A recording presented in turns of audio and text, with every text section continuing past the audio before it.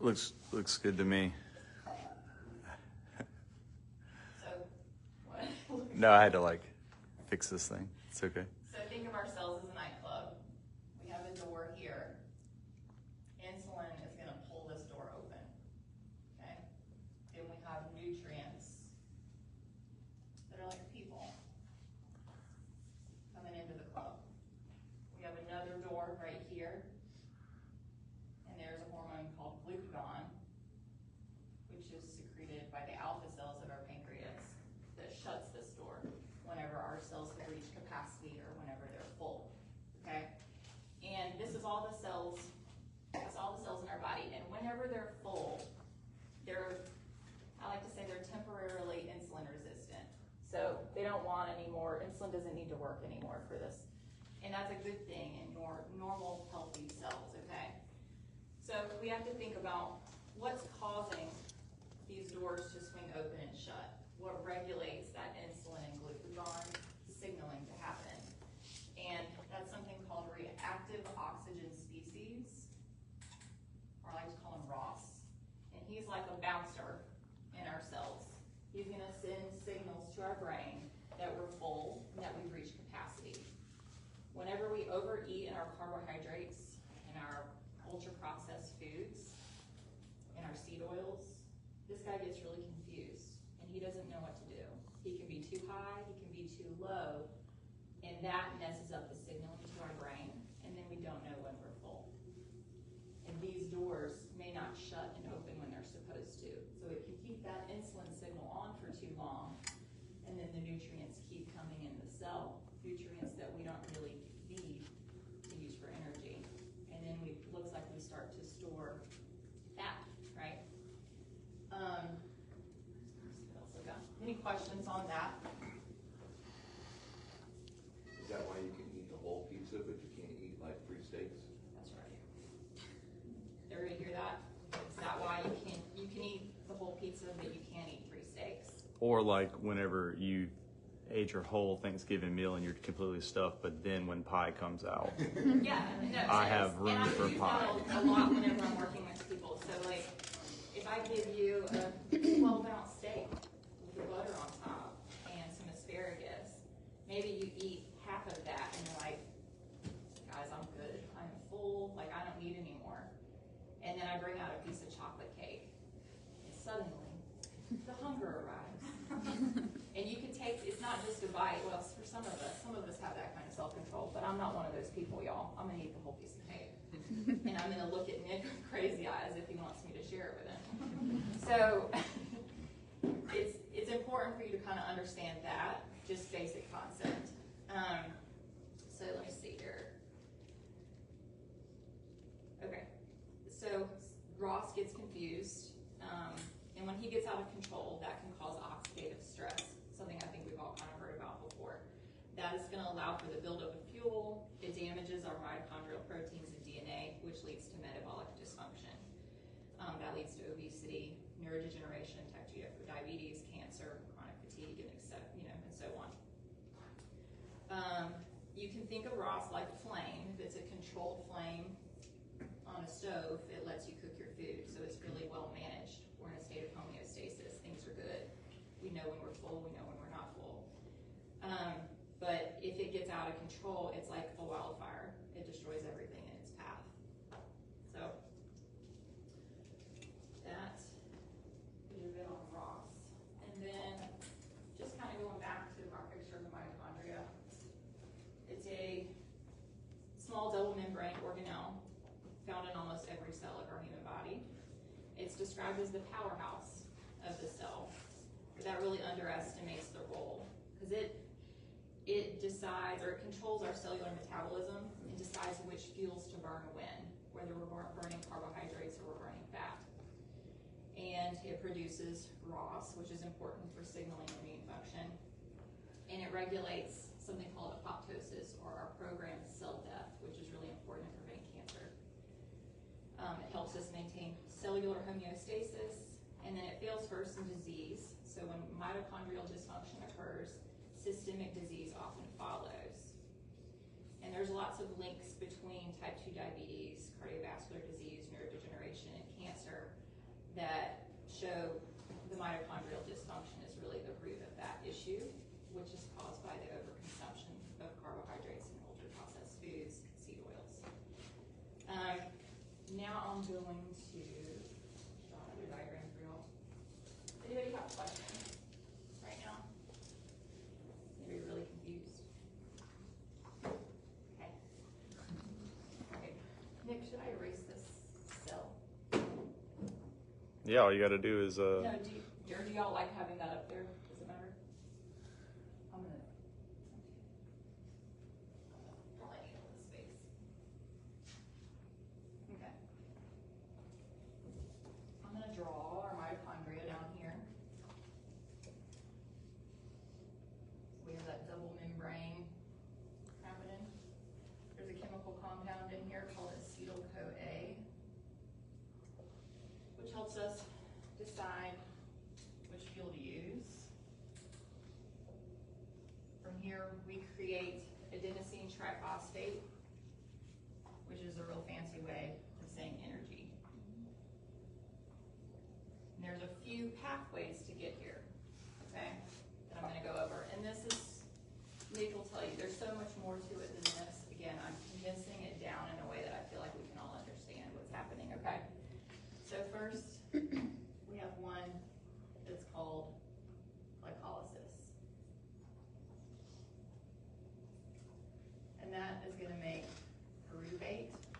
Some of you know it better as lactate and ATP. So we work through this process whenever we do moderate intensity workouts. And what that might look like is when Nick says, okay, for the next 30 seconds, you're going to go ham on the assault bike to get your max effort on your wattage. And then you're going to take that wattage and you're going to take 70% of that, and we're going to do 5 rounds of 20 seconds at your 70% with 2 minutes of rest in between each one. Everybody following that? I know if you're new here, you're probably not following it, that's okay. But just know that you're working at a moderate intensity that does not require oxygen, so it's anaerobic. You might not be following that because you might be feeling like I use a lot of oxygen whenever I do that workout, but it's okay. So no oxygen there.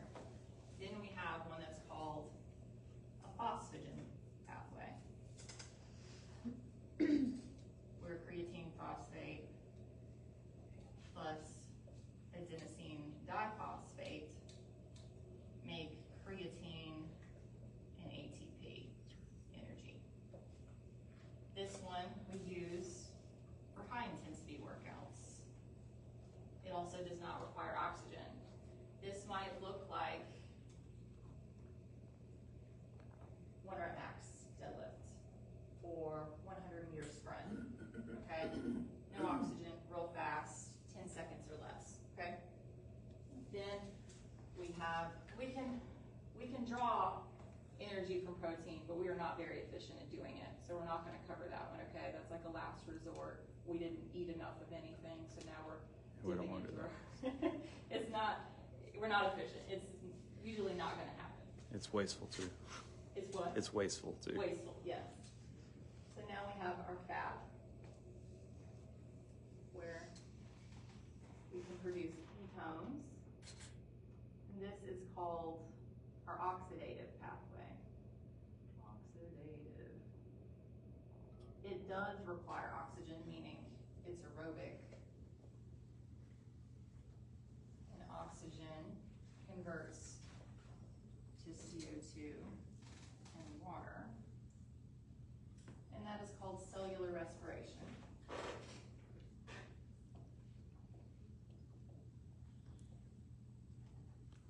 We see this in low intensity workouts. So this might look like, we're drawing a blank right now, 5K run. a 5K run. Some of you might say that's moderate. I might say that's even high. But we're talking like steady state cardio, right? That's kind of what we're looking at there. So, let's see, where am I? Okay. So our body's trying to decide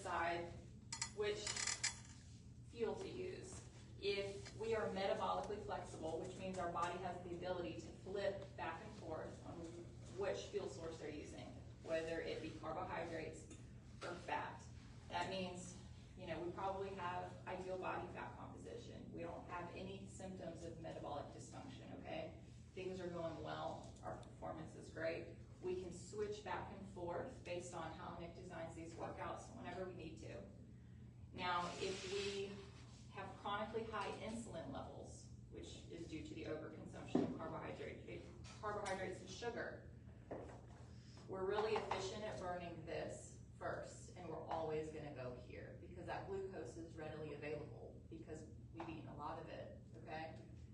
And we're going to stay here, and then we're going to deplete our glycogen storage, which is from our muscles and our liver, and then we're never going to reach this oxidative pathway, or it's going to be really hard to switch over, which is our fat burning. So the fat burning is called lipolysis. And for that to occur, we have to have low insulin, so it can't be high. And insulin is high whenever we overconsume our carbohydrates, okay? We could be at a caloric deficit, we could be fasted, and we can also be doing exercise, so demanding that energy, which then turns into us utilizing our fat for fuel. Does that make sense for everybody? Any questions there? What you got for each? So what if we take like less carbs and more fat in a day and try to do the workout? If you do, so in the beginning, I would argue that it can be an adjustment. And Nick and I have experienced that firsthand. Years ago, we experimented with carnivore. And any time, I really dial in my diet, I typically reduce my carbohydrate intake because all of it, no matter what diet you do, whether it's going to be, not no matter what diet, but if it's carnivore, if it's paleo, if it's keto, all of these are going to, they're all going to support lowering your insulin levels. It's all about insulin control. So whenever you make that first initial switch over, you can feel pretty depleted and like you don't have energy to do the job because your body's working to get to flexibility. It's working to get there. So it can take some time, usually about, I would say, like a week. Yeah, 1 to 2 weeks. 1 to 2 weeks. Yeah. And that's also where taking in electrolytes can be really helpful, something like Element, because your body isn't holding on to as much water in electrolyte because you're sweating and your carbohydrates tend to help you hold more water. So this can make you feel a little bit better, but they're not going to take the place of that quick energy from the carbohydrate. This is why you see like performance athletes, like CrossFit Games, they might eat some Sour Patch Kids before they do a workout. But if the goal is to lose body fat and have optimal health, it's not really where we want to be. Does that make sense? So that's because the fat is stored energy. Yes. Because your body has to work harder at getting the stored energy instead of using the carbs. Right. Well, it's also just not used to doing it. It's not, yeah. You're always giving it these carbohydrates. And because you constantly fuel yourself, remember ATP is this word for energy. So it's this process that lets us do stuff. And whenever we're constantly consuming carbohydrates daily, multiple times a day, we always have this type of energy easily accessible to us. So we're used to using that, and it's hard for us to be metabolically flexible, is what she's saying, and be able to, when the task in front of us is asking us to go out further than the 20 seconds or more than the 5 seconds to do the deadlift, all things you could potentially, when it says like anaerobic, it means you could hold your breath. You are literally holding your breath when you do that 1 rep max deadlift or that 1 rep max clean in that phosphagen pathway. And then you could hold your breath for that whole 20 seconds and bike that bike. You don't. You're trying to breathe because you're moving out of one pathway and into another where you're starting to move this dial from I don't need oxygen, I'm burning this energy that's stored here, into okay, I need something that's in the medium, and eventually you move out past your ability to use those resources to do the task, the bike, the workout that's more than 20 seconds, and now you have to slow down, and then what's happening? I'm breathing, so now I'm moving from one energy pathway to another. And what we want is what she's been saying here is that we want to have that ability to perform the workout the way it's supposed to be performed, or the task in front of us the way it's supposed to be performed in the time domain that it should be done in.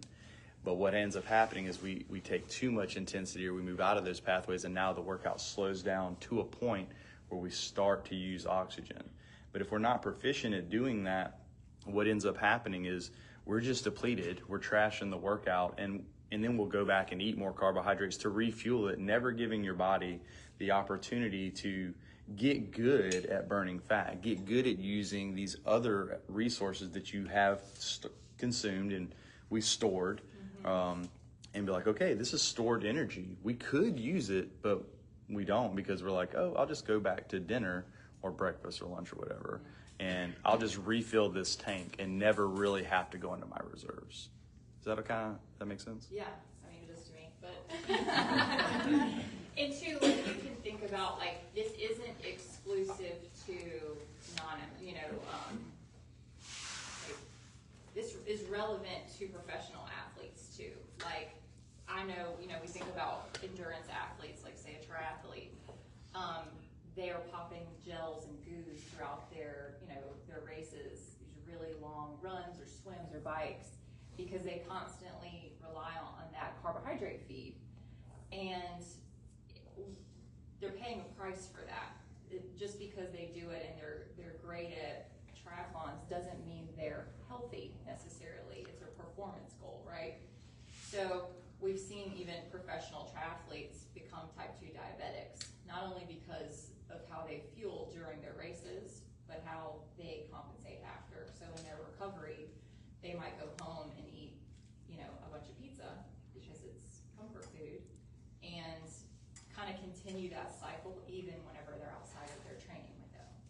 So I think one of the professional, I can't remember, he's an Ironman though, professional athletes, he just became type 2 diabetic and made reference like, hey, I had to fix my diet, and he was pretty young. You've worked with Ironman athletes before and taught them how to be fat adaptive, Right. how to change their habits in their training so that they could teach their body to rely on the fat storages throughout the workout or throughout that event. And then they performed better because they weren't needing to put the goos in. They literally have Cokes on these long runs to put more sugar in because they have depleted it, Right. and they're needing to put it back in. But then those athletes are dealing with cramping, they're sick, they're nauseous throughout the whole entire race, and it's just a very unhappy event for them. Like whenever you're taking in a goo or a gel or a Coke in the middle of a run, like you have to think about how that's going to hit your body. You're still going to see an insulin response because you're taking in sugar. And yes, you're training, so you're going to level out faster, but we still see the crash. And that was what my athlete was really trying to combat against, is like, I'm doing these races, and then halfway through the marathon part of it, I just experienced such a severe crash that even, a Coke can't save me. And that's why it's called fat adapted, because we had to take some time before this race ever happened to adjust him. He was training in 100-degree heat in South Georgia, drinking probably 5 elements a day, trying to stay hydrated, because he was, sweating it all out. But he was really successful in that. And I think, having been someone who's done several Ironmans, he was not expecting it to go how it went. He kept waiting for the crash that never came. And so it was really good to help him figure that out. But I mean, was he the fastest he's ever been? I don't know. I mean, I'm not sure if he PR'd the race or not, but I think he felt healthier and also ran into less injury. You're running into less chronic inflammation whenever you do this, because those carbohydrates and that sugar is still signaling the inflammation. And like I said, the insulin response. Do you think more people are using all that kind of, like, people who are running like that, do you think that more people are using things like that than trying to do it without, Things like what? like the goos and like I getting them? I see a lot of people use goos and things like that. Like, I think it's super common in that realm to do that, to run on the carbohydrates. And whenever you're already lean and you're not focused on losing body fat, You're just like, whatever. you can afford to do so much an hour, without really having a negative impact. And some are probably a little bit more responsible and understand it a little bit better. But then you have people that are like just chugging a Coke on the side, Or they're just like, this is part of it. Yeah, you accept it because it comes at a cost, so I think they kind of understand what they're doing. But it can be damaging in the long run, and this is why performance athletes don't necessarily perform beyond a certain point in retire, because it's hard on your body. Yeah, like there's a performance side to carbohydrate consumption. It is, maybe this is semantics here a little bit. Yeah, I don't want to jump into this too far. I know you got some stuff you got to cover, but like carbohydrates in a sense are a superior fuel source. Like you've experienced it when you come into a workout, if you're someone in the 5:30 a.m. class, you haven't eaten anything, you do a weightlifting workout, and then you, for whatever reason, your schedule changes, and then you go do a similar workout in the afternoon, and you can lift a little bit more weight, and you feel like you get a little bit more gas in the tank, is the term that gets put out there the most. And that's because it allows you to have access to these other energy pathways, so you feel like you've got more energy. But there's like what she was saying, there's this cost, the price you pay for using that constantly, especially if you're a high performing athlete, CrossFit Games athlete, professional athlete, or something like that, is your lifespan. And Avery used that term at the very beginning, like health span and lifespan. Like the miles you're going to be able to put on your body are going to be limited, and not just because of the sport that you're participating in, but because of the way that you're fueling your body. And then it will break down because, she talked about like she used it as like muscle, but it's more than just muscle that is getting with your cells. It's your joints, it's your skin, it's everything that protein is used for, which you're a protein-based organism. So everything about you is about these little cells. And the healthier these cells are, the longer the longevity is that you're going to have, the more youth you're going to have for the longer amount of time. So they are willing to make that sacrifice for their body, because their goal is not one to just be healthy for a long time, which your goals may be. You're not trying to be an Ironman athlete or a CrossFit Games athlete or an Olympian. You're trying to just be healthy and happy and pick up your kids and go do the things that you want to do for a long time. So the way you should eat and the way you should treat your body is maybe different because your goals are different. Does that help with that a little bit? Hope? I also think I remember those carbs that people use, goos and things. I mean, I used to use them too, but they only last 30 to 45 minutes, and you've got to be taking them every hour. You 'Cause can't, you're processing yeah, because them. you're burning them so quickly, Right. and that's why you're taking them, because you're not letting your body go there. Right. You're right. And if you're someone who like struggles with sugar addiction, that's a problem, because that can lead to other things. And like this guy, this type 2 diabetic Ironman, like it can cause you to still consume that level of sugar outside the race, which can cause health harm in the form of type 2 diabetes. So that's something to really think about and consider, that maybe we don't need this stuff. There's plenty of stored energy in our body that we can utilize. So for fat loss to occur, insulin must be low to allow for fat breakdown. And this is achieved through a low carb or ketogenic diet and regular exercise, especially high intensity or endurance.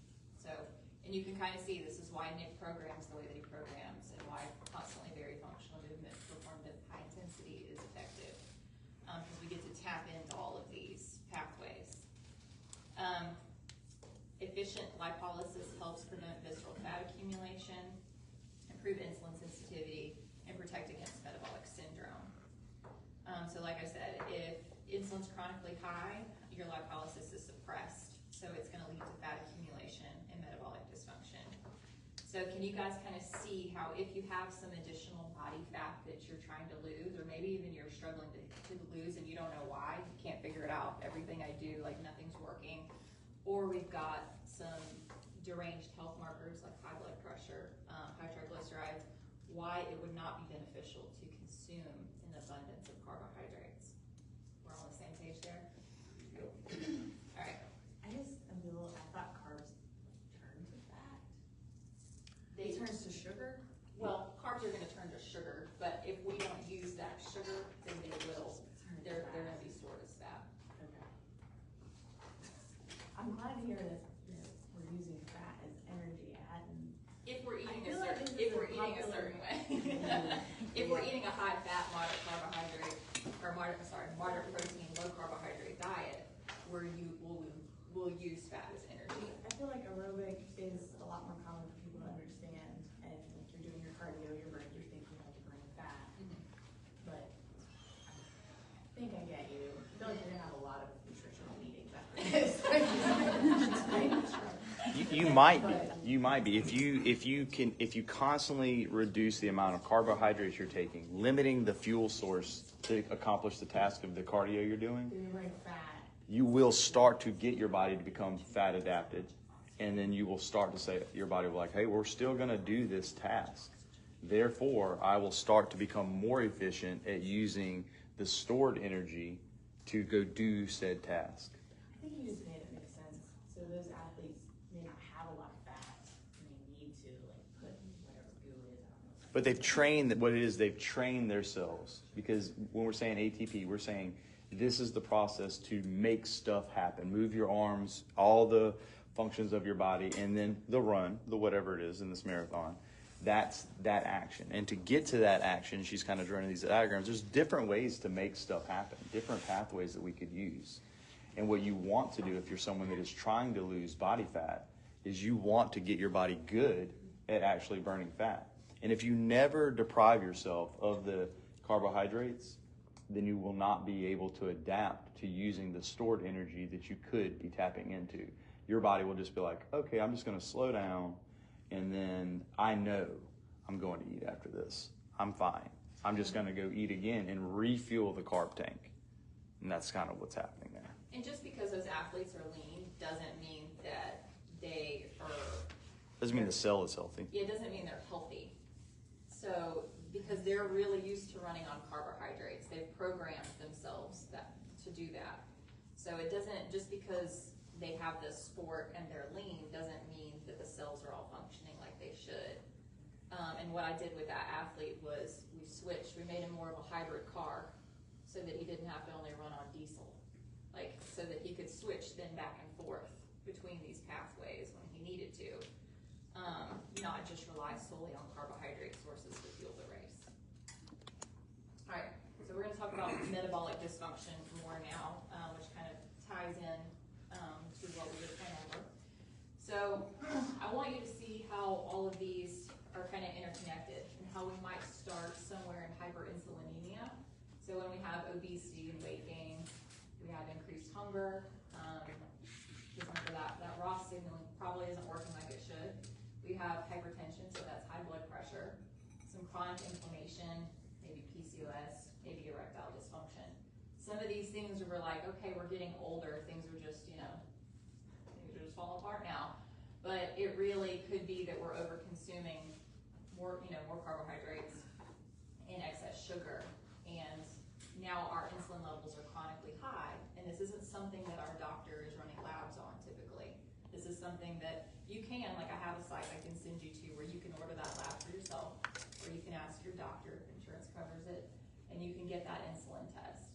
But a lot of times we won't know, and we'll just kind of see these signs that things are happening and not really know what to do about it. Because, what we've been doing for so long was working, but now suddenly it's not. And then over time, that turns into hyperglycemia, which is going to look like, in your lab work, it's going to look like an elevated A1C number or glycated hemoglobin number. And that looks like increased hunger, fatigue, slow wound healing, and metabolic syndrome. So type 2 diabetes, cardiovascular disease, high triglycerides, all those good things. And then we have hypertriglyceridemia, which is going to be, sorry, there's a glare. All right, we're going to start accumulating that abdominal fat. So maybe we're lean everywhere else, but we're just gaining weight in our midsection. And that means that we're growing fat basically around our organs, which is going to cause organ dysfunction. Things are not going to function like they should. And it also presents a really good environment for cancer growth.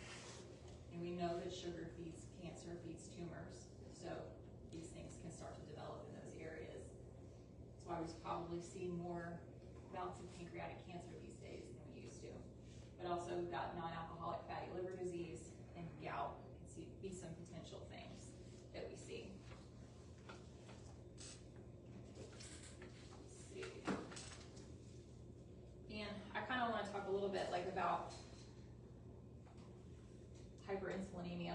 I remember after I had my second son, it was before we did a nutrition challenge, I had some foot pain, and it got to be where I would get out of bed and my feet would hit the floor, and it was just excruciating, crippling pain. I was like, I think I have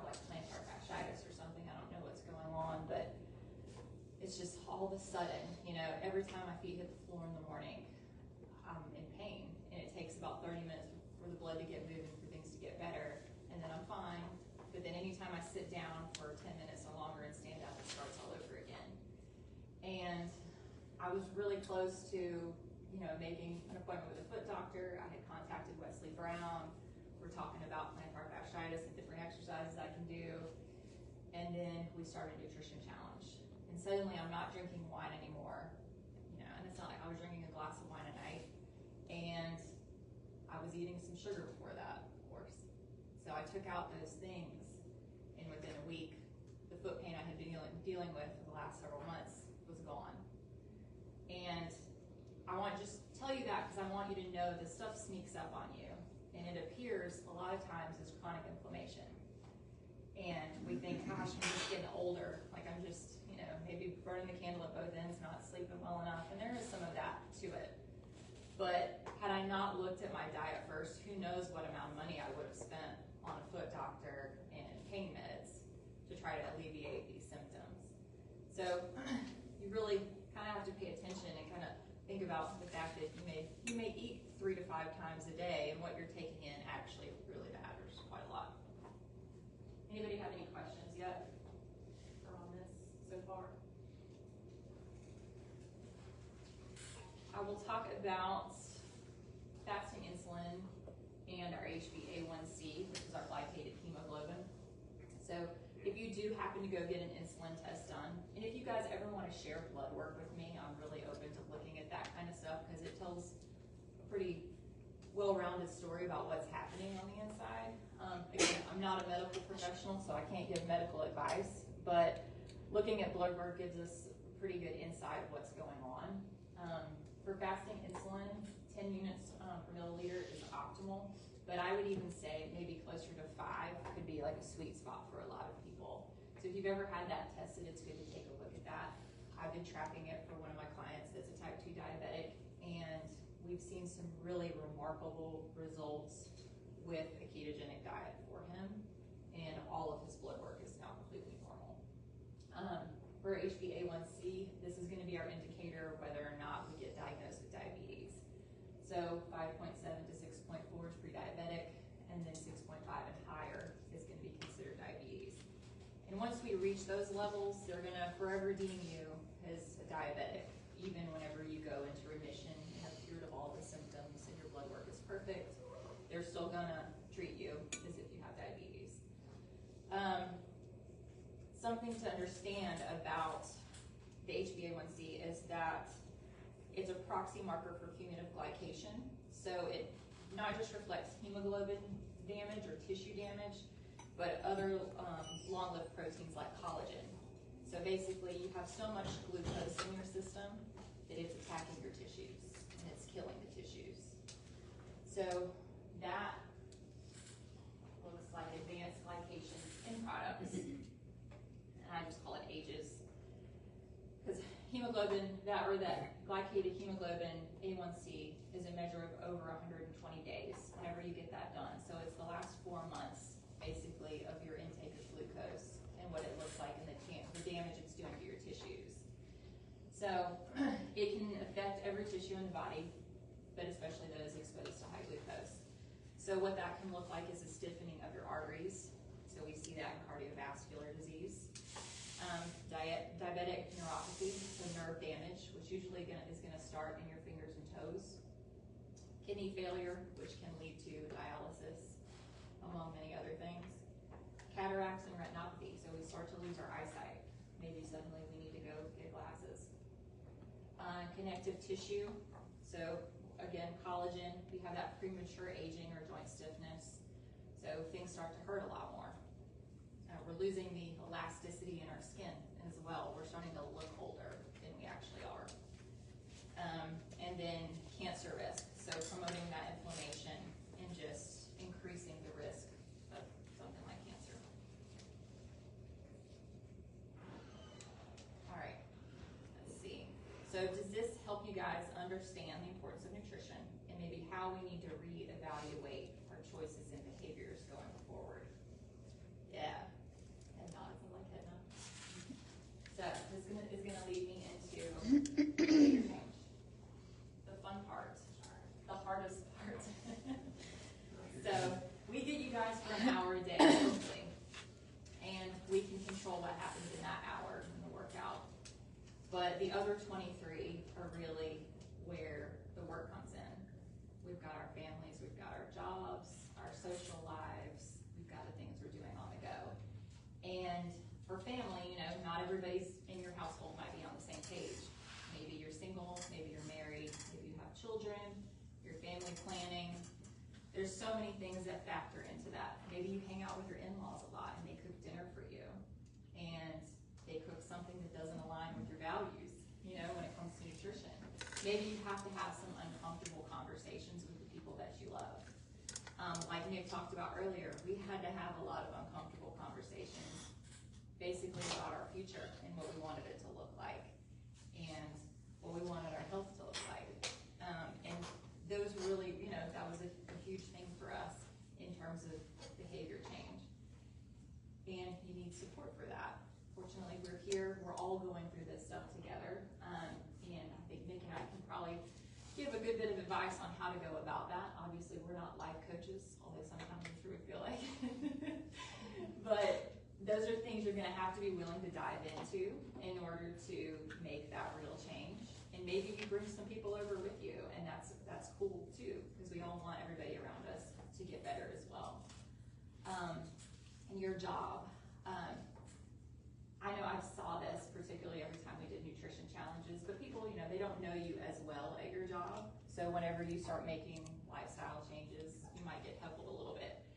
And who's experienced that? Who's has judged you at your workplace for eating well, for taking care of yourself? So that definitely comes with it. You know, people will bring donuts on Fridays, and you have to be willing to say no. You know, and somebody might think, gosh, Avery thinks she's better than me, so she's not eating the donut. That's happened to me before, you know. I'm not being a snob, I'm just trying to take care of myself. And not everybody knows the whole story of why, and I don't always have to go into that. I can just explain that I'm trying to be a better version, or the best version of myself. But it takes that kind of work, and also, you know, you're gonna run into some of those conflicts with people. Your social life. So maybe you're used to going out with friends a couple times a week, having dinner, having drinks with friends. Maybe we need to look at how that might need to change in order for it to fit your new lifestyle. You know, decrease the carbohydrates, decrease the alcohol consumption so that we feel better. And then we also have that influence and impact over our friends. And on the go. So if you're traveling and maybe the kids have soccer practice, okay, I know that we're going to soccer practice or soccer game, it's at 6:30. It's super easy to run through the drive-thru of Chick-fil-A after that. But couldn't I do better? I know better, right? So it's time to start planning ahead and figuring stuff like that out and take some responsibility for it, right? Think about what I'm teaching my kids and also what I'm willing to accept from a family. And then we have some observations. These often come up for me during nutrition challenges between the first week really being cravings and withdrawals and recognizing, and I'm in that process, I think people tend to learn a lot about themselves and how addicted they might be to sugar and carbohydrates and processed foods, because that usually does come with some rough stuff in the beginning. You realize how dependent you were on carbohydrates as a fuel source, or how you cope, you know, with your emotions through eating. For me, you know, I typically look at the end of that challenge and start planning the cheat day, which looks like binge eating and hiding. I've done all of these things, you know, short of health harm, which you could argue, because I've definitely had some health moments where I knew it was nutrition related. So those are some things to think about in terms of what's coming whenever you start to make those changes. You guys have questions about that?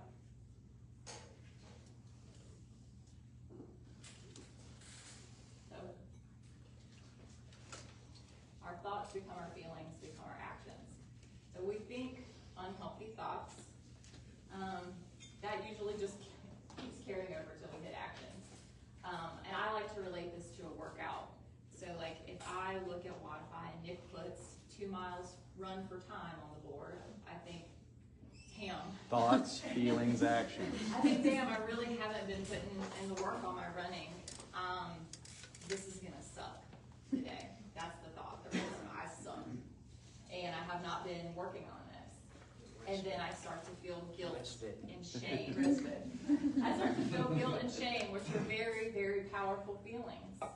And I'm like, damn, like, you know, you go through all the things you shoulda, woulda. And then the action is that I don't show up for the 2-mile run.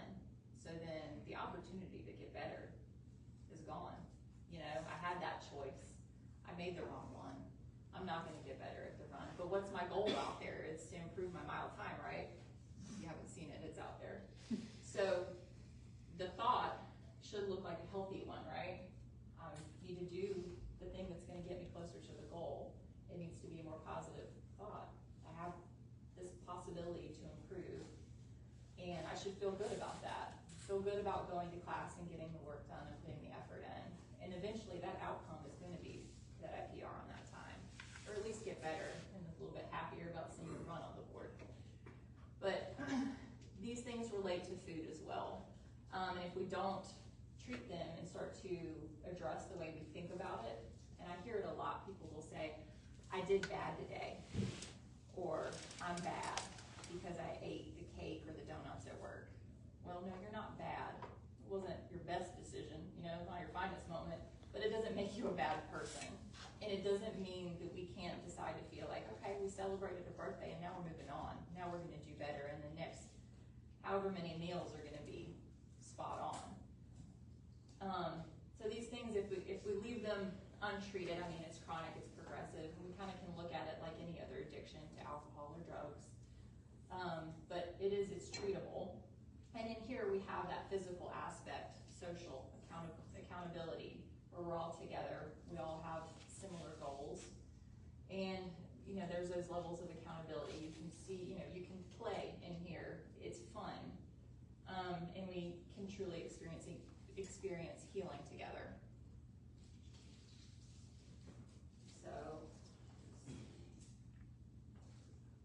So how do we reach long-term success with this? Well, we get off the cards off the couch, y'all. We offer the education, coaching, and support, the accountability to make things happen, guys. I'm gonna start a group chat, something that's not on Facebook, because I know not everybody has Facebook, where I can provide you with the research, with the articles, the recipes. I know we have those Netflix recipes. You'll probably see me cooking a lot of those. But we can share what we're doing, share the struggles. And the diet prescription is gonna be to eat meat, vegetables, nuts and seeds, some starch, little fruit, no sugar, and no seed oils. This isn't where you show your cheat meal. But it can be where you share your struggle, for sure, and you get the support that you need. And so, you know, we all are gonna be somewhat on the same page in terms of what we're eating, but some of us are gonna be more metabolically flexible than others. So some people need more of an intervention, and that's okay. We can all still support each other because we're all still on the same page.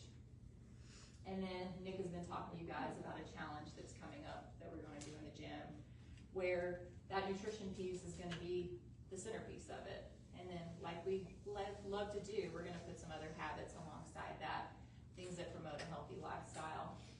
And then also, there's always one-on-one coaching with me. I know Kimberly said there's gonna be a lot of questions, and I'll probably have a lot of nutrition meetings after this, but I'm always here to support you guys. I mean, I've worked with several of you already. You know, here right now, we've got John Pretty, who he's seen great success in working with me individually. Over the last year, he's lost a ton of body fat, he's gained a ton of muscle, he's off all of his medications, and he really embodies what curing chronic disease looks like. It's not, you know, some of us are in the boat of preventing it, but that's somebody that cured it. So, you know, he's taken the steps, he's put in the hard work, and he's still a work in progress, but we all are, right? And I'm gonna argue that the work is never really done. This is a battle we're gonna keep having to fight, because outside of these doors, things are wild. You know, you're getting ridiculed for eating healthy because, you know, sickness is what's normal now, 93%, right? So we're constantly working to can prevent it, if not cure it. And I think that we can fight it together.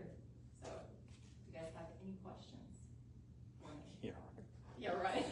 Yes. What you got? Oh, I don't have any questions. I know the answers. You know, yeah. Can you dive into the seed oils a little bit? Because I've just recently heard that, you know, they're bad, but I don't know why or what classifies as a seed oil. So I've done a post on social media recently that classifies the seed oils, and there is another element of this diagram that goes deeper down into the Krebs cycle and the electron chain transport. It goes real deep into science, and I could do probably a whole other hour just on that alone. But I think what you need to know, basically, is that seed oils are going to be in a lot of your processed foods, and they impact that raw signal that we talked about. So if we don't produce enough ROS, or we produce too much, it messes up the signaling to our brain that we're full. And that's why when you have something like a potato chip that's been fried in canola oil, let's say, that we can eat the whole bag. Even it may not have sugar in it. You know, you hear some people be like, I don't have a problem with sugar, but I do like chips or the crunchy stuff, right? And that's largely like a texture thing, but also those oils are preservatives, but they're also, I mean, these things are mind engineered to be really good so that we choose one brand over the other. And then they're highly palatable, so you just keep eating them. But it makes that raw signal not function properly, is the short answer to that, so that we just keep consuming. And it's a fat, it's gonna be higher in calories too. So when you look at the label on the bag, I mean, this is why a whole bag is probably like 1,200 calories, where, I mean, how many potatoes is that? And then how much oil are we using to create that product? So, does that help some? For a short answer, yeah. Okay. I know that there's a whole rabbit hole to that. There is, no, there is, but we don't. Right. I'm already killing. So one of the ways I think about that is if you were to eat a protein, so just if we're just taking one item, let's say the potato chip or this processed higher in fat food, it's having the fats that it was baked in or fried in, and that's a big component of it. And you just measured it in calories. The amount of calories from that chicken breast or the eggs or the fish or steak, let's say it gets into the 400 calorie area and 500, and you're satisfied. You've eaten enough food. Okay, so you're full, and that's that signal she's talking about. But then if you ate 400 calories of chips, you have to understand that that's just 2 of those tiny little bags. And you could destroy 2 tiny little bags of chips from a gas station like it ain't nothing, right? So when we measure it and we say, oh, this was both of these little tasks of one eating the steak, one eating the 2 little bags of chips, both were 400 calories. One of them I can go eat again, and I have no problem eating it. I consume 400 calories that way. One of them, I am completely full and don't want to take another bite of that steak, and that was also 400 calories.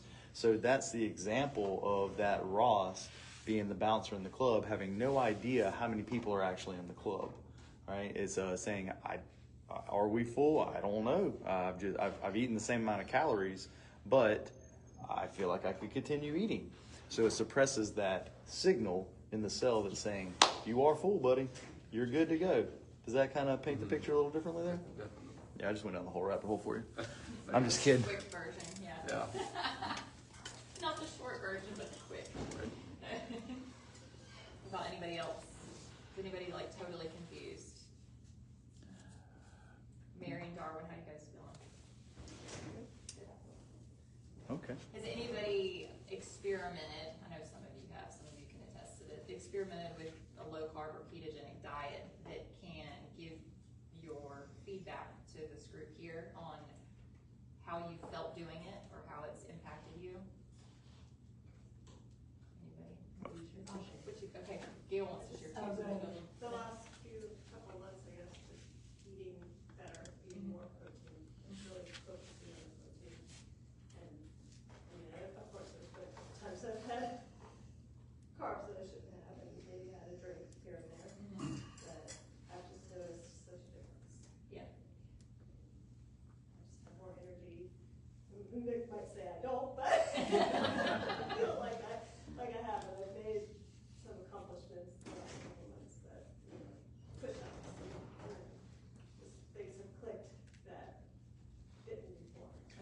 So remember the pyramid and how we talk about the base of the pyramid being in nutrition. So when you take these lifestyle habits of trying to be better about the food that you eat, you're giving yourself the nutrients that are going to then support the work that you're doing. So for you, getting the feeling of accomplishment of your goal of getting that push-up, getting that toes to bar, having a PR on your clean, or getting more reps on the bench press, and getting these things that are these small little goals that you would love to have through your training, they're only done if we support it with that nutrition, because what you're doing is you're giving your body the nutrients that it needs to actually develop the muscle and make the cells stronger so that you can go ahead and do the task.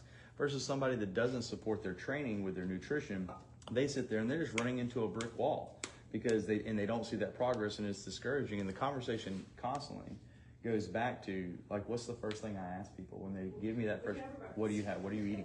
Right? Because I know that you're doing the right things, not just because I've read all the books and been all the lectures and been to the classes for it. It's also, I use it more anecdotally, like I see the people in the gym that do their diet and work on their nutrition and then combine that with the work, right? I can't tell you how many people will just blow past someone. So let's say we have an athlete that's working on they're putting a lot of energy into their diet and nutrition, and they're just doing the 1 hour class. They're not staying late and doing the accessory exercises and doing the extra stuff, but they will just roll right past someone that is.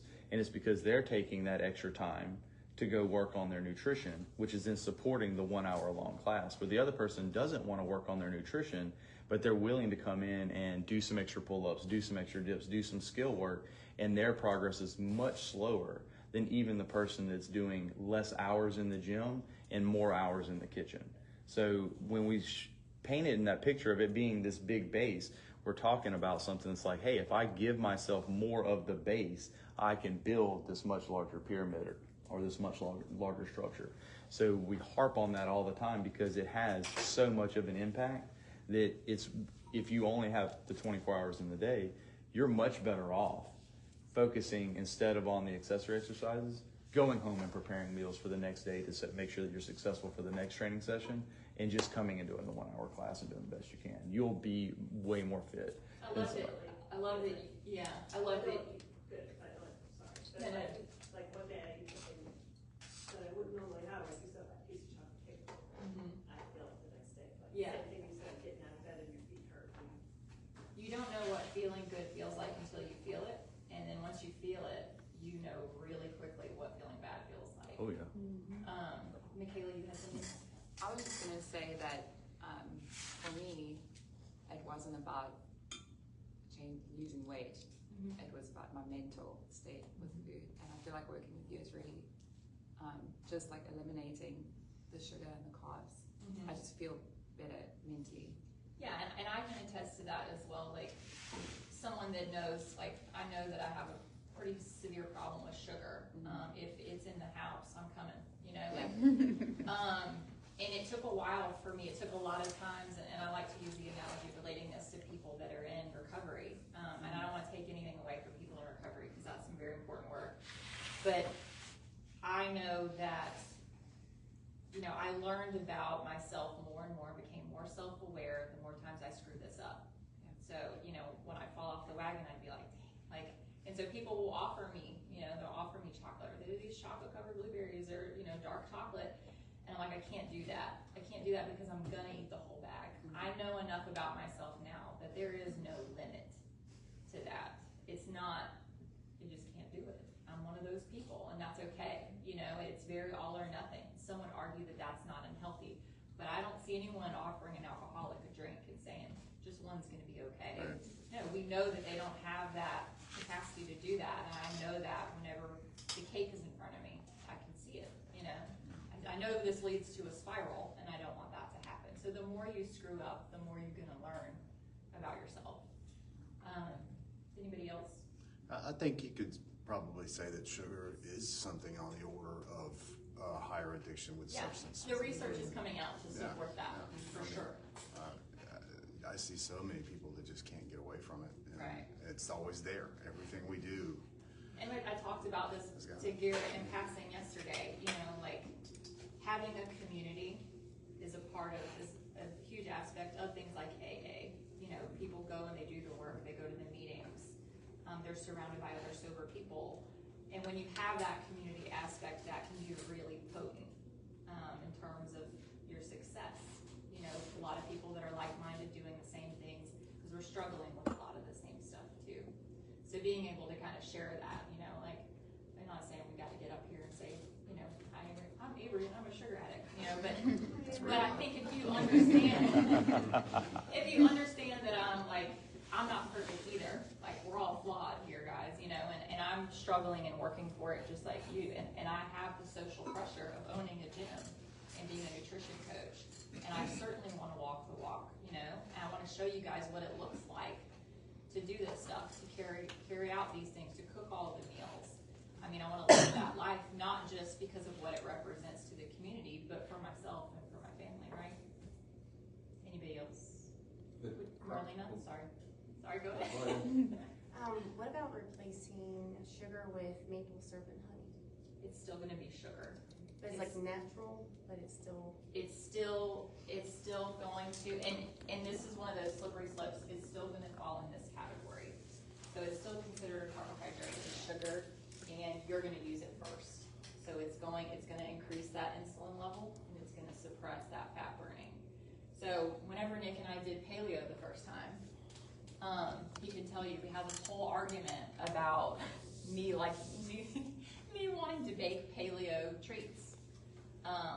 And he was like, it's still, like, you're still adding half a cup of maple syrup to this baked good. Like, we're still doing the same thing. You're not really decreasing the amount of sugar, you're just changing the sugar. And, you know, at the time, I was like, no, like, it's healthier. You know, these treats are healthy. It's almond flour. And he's like, how many almonds did it take to make this cup of almond flour? And then when you start to do the math and you start to calculate, you know, your almond flour brownies, you're like, whoa, like, we really are doing the same ass thing here, you know? And so that was an awakening for me, and I see a lot of people do that because you're going through withdrawals. You're having withdrawals and you're having cravings for the sugar, and you're trying to replace it with healthier sugar, but really we're doing the same thing. So, and it is a healthier, but we're talking about, it's on levels here, and we're talking just, it's like, how intense of a drug do you want to take? You know what I mean? It's like, it's just a less bad thing. So that's what was going on Like there. a sugar-free Red Bull. So the thing about sugar-free drinks, in the short term, if you're somebody that's struggling to lose weight, I know some of y'all probably seen this research where diet drinks can actually cause you to be hungrier. So part of that is potentially that it can still cause that glucose to rise, still cause the insulin to rise, which we know causes the hunger, the increased hunger to happen.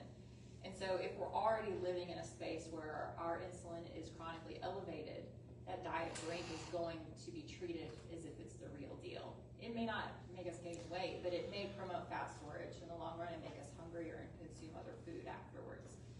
Long term, I would say after you've seen system healing, you know, you've lost the body fat you want to lose, we're not suffering with any other conditions, having one every now and again, as long as you don't see it as a trigger to spiral. Like, I occasionally like a diet root beer, love root beer. Like, that is fun for me on occasion, but I don't stock them at the house and drink them every day. Oh, no. No, that would be bad. Bad for me. Does that make sense? So why that might be fine here and there, but especially if you're just coming off of it, it's kind of, it can hinder you from making progress. And I mean, you can make the argument for it being a tool to help someone too, from moving to this person that has a 6-pack of Cokes a day to trying to get to Diet Coke, to trying to get to 4 Cokes, to trying to get to 2 Diet Cokes, to having 1 Diet Coke a week, to being able to now, how much water am I consuming? And it can be a tool along the way. You just have to be careful, because it becomes like this story that Avery told you, where it's, hey, we were 30, 60, 90 days paleo. We haven't had anything in a long time. And then it's like, ooh, here's this recipe for paleo cupcakes. And you're like, I'm okay because it's named this way. And it seems like, okay, I'm not eating this this demonized sugar bag, okay? But then, okay, now I'm not hitting my goals. Now there's weight gain again. Now, oh, okay, I had a paleo cookie. I'm going to have an Oreo cookie. It's okay. I'm becoming metabolically flexible or something like that. And then all of a sudden, I had an Oreo cookie on Friday. I screwed it up. So now I suck, and thoughts becomes feelings, becomes action. So I'll just go ahead and do whatever I want on Saturday. Oh, I shouldn't have done that. Well, it's Sunday. I'll get better on Monday. And there's 7 days in a week, and you just screwed up 3 of them. So 55, 60% of the time you made a mistake, you just failed that week in a sense. And now you don't feel good about yourself. You look at yourself as I'm a failure or whatever, and it starts this horrible cycle back over again. So it depends on where you're at and your level of discipline and your mental state, whether you can play that game or not. Someone could go from, to use the alcoholic analogies, is someone could have a really bad problem with drinking, and then they could moderate it to where they could have a social drink at a wedding or a celebration. That might be great for them. Somebody else is like, I got to be X years sober. I can't do this at all because I lack that self-control. And it's, hey, we're all different. Your journey's your journey. Yeah. But like I said before, like you learn more about yourself as you go through this process. Like I know when I made those cupcakes, like it started out as that one time, and then before long, every week I'm making cupcakes, and I'm pumped because they're paleo and they're good for me. But it didn't take long for me to realize we were in a rough spot again, and it wasn't making, the math wasn't mathing. So. And then look at how you feel about that when you hear something like, hey, no, you can't have maple syrup, or you can't have like that honey or whatever, and you're like, your initial response is this like, you just told me something I don't want to hear, right? And that's you coping again. Yeah. But Nick, you guys know Nick and I are not in the profession of telling you guys what you want to hear, but what you need to hear, right? So. and it's all based on what these markers are saying and what your performance is. That's where we lean to on this stuff. It's not anything besides that. That is what's driving the actions that we take, and how we're willing to have these uncomfortable conversations at times. And we're asking you in front of other people what you had for breakfast this morning, and then it gets to be a interesting hour-long class. Right. Anybody else have anything? Chronometer. All right. What you got? Chronometer. Yeah, that helps you a lot. Yeah. For me. Chronometer is a really cool tool. If you haven't, you should. And I tell everybody, you don't have to weigh and measure your food and log it forever, but it is a really great tool for awareness in terms of how many carbohydrates you are eating, how much protein you're eating, and how much fat you're eating. I don't like to really necessarily worry about calories in, calories out, because that is going to look different every single day. It's more of, are we getting the grams of protein that support our muscle mass, our lean body mass, and support our immune function, all that good stuff, muscle repair? Are we getting enough fat for hormone function and energy? Are we meeting those requirements? And then are we keeping the carbohydrates controlled so that our cells can stay in homeostasis and do what they're supposed to do? And a lot of that takes some work, and all of you are going to find out that it's going to be a little bit different depending on the need, depending on if you need a more serious intervention or not. And it may start one way and end another. You may go hardcore keto for a while until we see the healing we want to see, we lose the body fat we want to lose, and then we reintroduce some more carbohydrates within certain limits to see how you do. This thing isn't permanent. It doesn't have to live in one spot forever. I don't get to eat, an abundance of fruit for the rest of my life. No, it doesn't have to be that way. But you need to see the healing and achieve that metabolic flexibility first, and then we can start bringing in more stuff. But would I say there's a ceiling on the cap of carbohydrates that you put in Chronometer? Yeah, for sure. Because most of us are not performance athletes. We're athletes inside of the gym, and we do a lot of cool stuff, but we don't need a lot of carbohydrates to fuel the system. Yeah. But yeah, Chronometer, I have clients that have continuous glucose meters, which are really cool tools if you're diabetic, being able to help manage blood sugar and see what foods impact your glucose as well, and being able to make changes based on that. The Lumen to I would say those are not the most reliable things, but they can be motivating in terms of like just knowing that you're getting there or not. I would be more reliant on something like a glucose monitor, but Sure. even just tracking your food and seeing where you're at, and then doing an in-body scan once a month can show you if you're losing fat. I know John can attest to that in Yes, I can. really reducing the carbohydrates and doing a scan in 1 month and seeing that you lost 4 pounds of body fat in a month. You know, yeah. Do you guys have, is there a general recommendation, roundabout recommendation for the macronutrients, the percentages of each? It's gonna be different for everybody. So there's no general. It would be a one-on-one. Like I like to say high in carbohydrates, moderate in protein. So there's, you know, there's gonna be a swing on those. I mean, I like to say somewhere between your lean body mass and your total body weight in grams of protein, but it depends on your goal.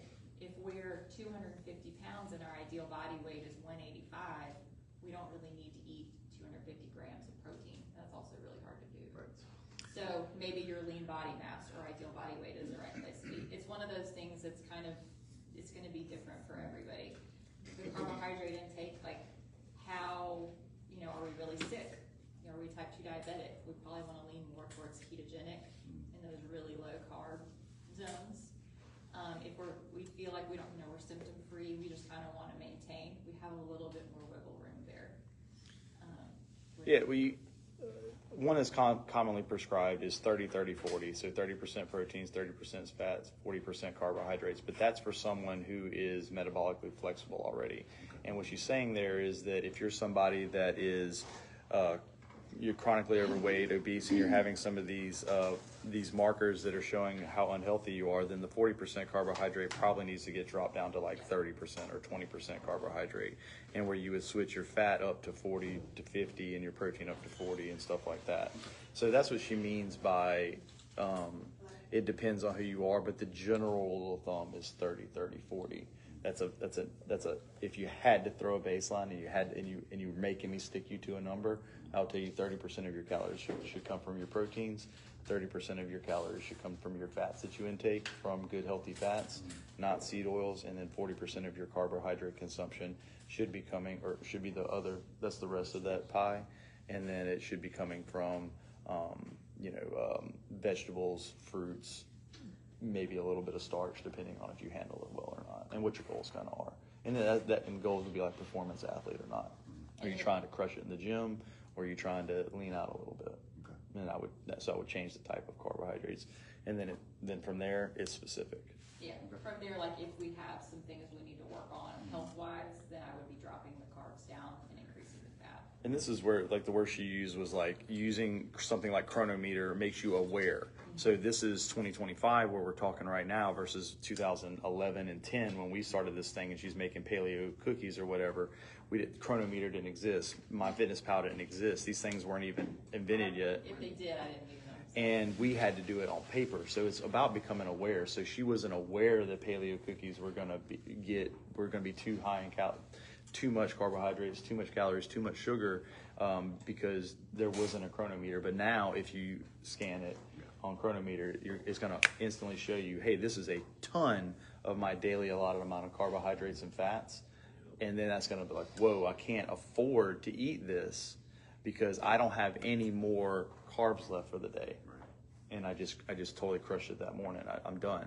So that's what awareness will do for you. It shows you what's going on, and you can either use an easy tool like chronometer, or you could go old school, like we did, and track everything on pen and paper and have to weigh it, measure it, and then do the math. Yeah.